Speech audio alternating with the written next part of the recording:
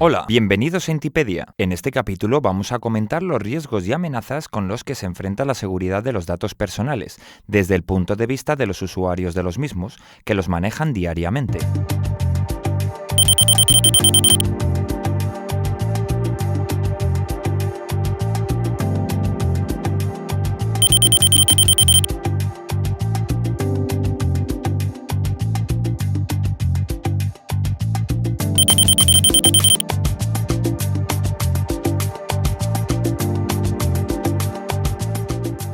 Cuando hablamos sobre peligros para la seguridad de datos personales, siempre nos viene a la mente la imagen de un hacker experto informático que consigue infiltrarse en una red y obtener valiosa información privada.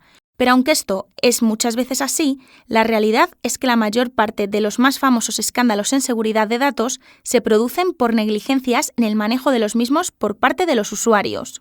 Tienes razón, basta con repasar los últimos escándalos aparecidos en la prensa. Centenares de expedientes de mujeres maltratadas dejados en la basura a la puerta de un juzgado, pendrives con datos de decenas de miles de militares perdido en una calle de Londres, ordenador personal con miles de datos de Hacienda olvidado en un taxi u obtención fraudulenta de contraseñas de acceso mediante técnicas burdas de engaño. De hecho, podemos hablar de amenazas a la seguridad de los datos, es decir, de ataques intencionados por parte de personas que pretenden acceder fraudulentamente a ellos, pero también de riesgos debido a las malas prácticas por parte de los usuarios, que pueden dejar visibles datos protegidos sin que nadie haya ido activamente a buscarlos. Los usuarios pueden llegar a ser el talón de Aquiles de la seguridad de datos personales. En primer lugar, porque son decenas de miles y están diariamente tratando esos datos, y sobre todo porque a menudo no son conscientes de su importancia como guardianes de esa seguridad. En efecto, de nada sirve mantener los servidores de datos en criptas superprotegidas con los métodos más sofisticados o utilizar técnicas criptográficas para el almacenamiento de datos si luego se dejan listados o documentos en la papelera, se graban datos en un pendrive que luego se pierde o, como veremos enseguida, los usuarios se dejan engañar con técnicas burdas para entregar sus contraseñas. Veamos cuáles son las principales amenazas y riesgos que deben enfrentar los usuarios de datos protegidos.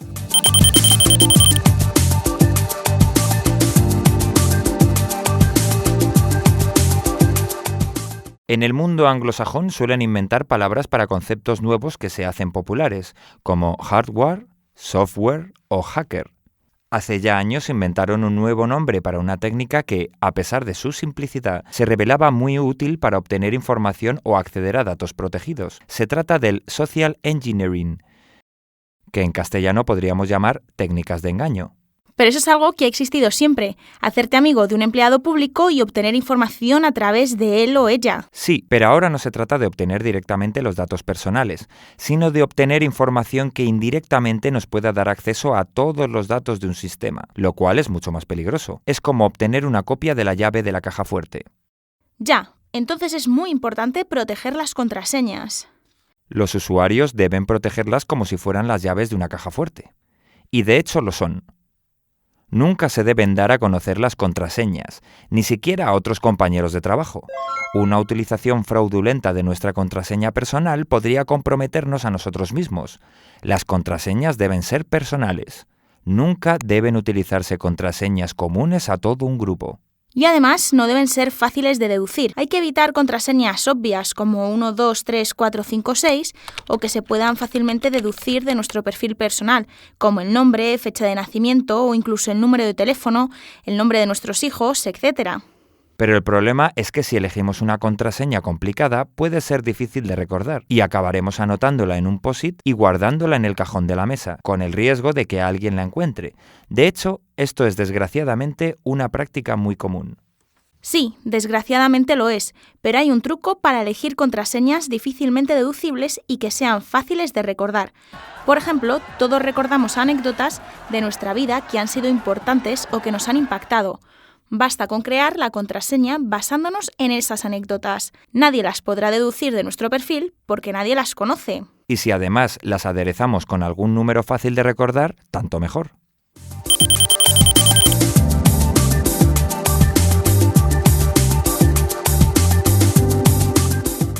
Otro de los peligros para la seguridad de los datos personales son la documentación obsoleta y los desechos informáticos que generan nuestros ordenadores. En efecto, Nuestros sistemas y ordenadores generan mucha basura que contiene muchísima información que debe ser protegida. Por ejemplo, listados, documentos, DVDs o incluso los propios ordenadores obsoletos cuando se retiran. Los documentos obsoletos y listados fallidos nunca deben ser tirados a la basura sin destruir. Existen empresas que garantizan su destrucción por contrato y que recogen esos listados o DVDs periódicamente. Además, nos proporcionan contenedores herméticos donde almacenarlos hasta que los retiran. Y por supuesto, nunca debemos tirar a la basura ni entregar en donación un ordenador obsoleto que deba ser retirado sin previamente sanitizarlo. ¿Sanitizarlo? Vaya palabra. ¿Se trata de otro neologismo? Pues sí.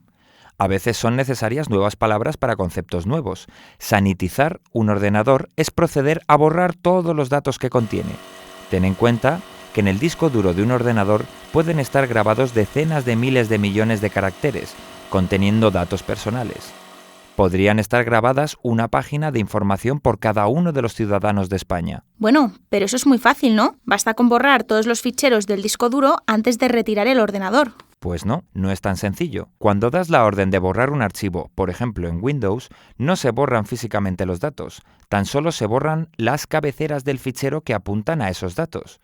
Cualquiera con unos mínimos conocimientos informáticos podría acceder a ellos. Para realmente hacerlos desaparecer se deben utilizar unos programas especiales que literalmente machacan todos los datos en los discos.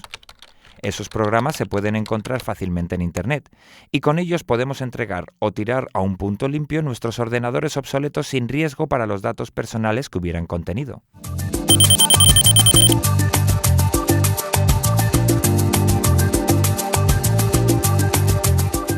Otro riesgo importante para los datos personales protegidos es el uso inadecuado de ordenadores portátiles o dispositivos de almacenamiento como los pendrives. Sí, el riesgo en este caso es que se trata de dispositivos muy pequeños que pueden extraviarse o ser robados con mucha facilidad. Un ordenador portátil actual puede contener una cantidad enorme de información y un lápiz pendrive puede contener decenas de gigabytes, es decir, decenas de miles de millones de caracteres, o el equivalente a decenas de millones de folios escritos. Como norma, nunca deberemos almacenar datos personales en dispositivos portátiles. Y si es necesario y no hay alternativa, los datos deben estar cifrados. De esa forma, en caso de pérdida o sustracción, nadie podrá acceder a ellos. Pero cifrar datos debe ser muy complicado, ¿no? Pues no, realmente es muy sencillo. Prácticamente todos los sistemas actuales permiten el cifrado de una forma sencilla e inmediata. Los administradores de vuestros sistemas os pueden aconsejar cómo hacerlo. El acceso a la clave de cifrado se hace mediante una frase o clave, de forma que solo quien la conoce puede acceder a los datos.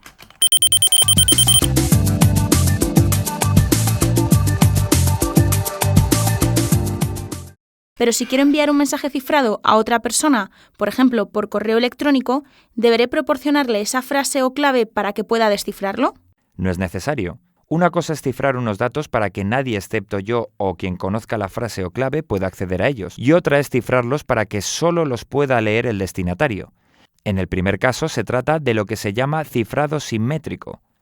Una sola clave sirve para cifrar y descifrar. En el segundo caso se utiliza el llamado cifrado asimétrico, que por cierto es uno de los inventos más importantes de las últimas décadas y que es el que permite, entre otras cosas, el comercio por Internet. ¿En qué consiste ese maravilloso invento del cifrado asimétrico? ¿Tan importante es? Importantísimo. Sirve no solo para cifrar mensajes dirigidos a terceros sin necesidad de entregarles nuestra clave, sino que también son la base de la firma electrónica y la autenticación de personas en Internet. ¿Y cómo funciona? Mira, mediante una fórmula matemática que sería complicado de explicar aquí, se generan dos claves indisolublemente unidas, llamadas clave pública y clave privada. Cada individuo tiene una pareja de esas claves.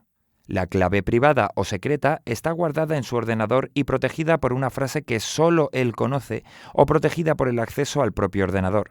En cambio, su clave pública la puede conocer todo el mundo y de hecho suele publicarse en directorios como si fuera un número de teléfono. Y ahora viene lo más importante. Lo que se cifra con la clave pública solo puede descifrarse con su pareja privada y viceversa. Sí, pero sigo sin entender el mecanismo. Muy sencillo. Si quiero enviar un mensaje cifrado a alguien, basta con que busque su clave pública en un directorio y lo cifre con ella. Solo el destinatario con su clave privada podrá descifrarlo. De esa forma no hace falta que nos intercambiemos ninguna clave como ocurre en el cifrado simétrico. ¿Y la firma electrónica? Es un poco más complicado. Nuestro sistema de correo obtiene un picadillo, o hashing en inglés, de nuestro mensaje, y ese picadillo o resumen lo cifra con nuestra clave privada y lo añade como firma al mensaje, que puede ir o no cifrado para el destinatario. Cuando el receptor quiere confirmar que el mensaje proviene de nosotros, basta con que descifre el picadillo añadido con nuestra clave pública, vuelva a generar un picadillo con el mensaje recibido y compare los dos resultados. Si coinciden, es que ese mensaje ha sido indudablemente enviado por nosotros. Además, todo es muy fácil de realizar con los programas de correo actuales. Todo lo hacen ellos. Lo único que debemos tener es nuestra pareja de claves, que también generan los propios sistemas, y en todo caso registrarlas en una entidad certificadora de claves como la Fábrica Nacional de Moneda y Timbre en España, VeriSign u otras a nivel mundial. ¡Qué interesante resulta todo esto! ¿Dónde puedo conocer más cosas sobre esas funciones simétrica de hash o picadillo que me hablas y de los sistemas de cifra simétrica y asimétrica? Alicia, si deseas profundizar en estos dos tipos de sistemas de cifrado y conocer sus algoritmos, fortalezas y debilidades, te recomiendo veas las lecciones 2 y 3 de Intipedia. Para las funciones hash o de picadillo, tienes la lección 14 de Intipedia dedicada exclusivamente y en profundidad a este tema. Así haré. Gracias.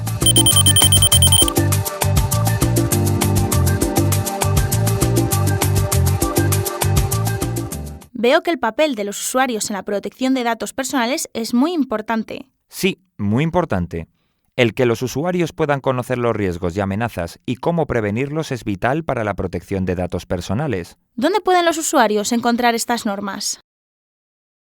En la web de la Agencia de Protección de Datos de la Comunidad de Madrid hay un capítulo dedicado a todas estas normas. Pero además, cada responsable de fichero de datos personales debe proporcionar a los usuarios un documento de seguridad adecuado a cada fichero concreto, que debe contener todas las recomendaciones y normas de comportamiento que aseguren la protección de los datos personales del fichero. ¡Qué interesante! Creo que por hoy es suficiente. En la página web de Intipedia tienes más información sobre esta lección. ¡Hasta pronto! ¡Adiós!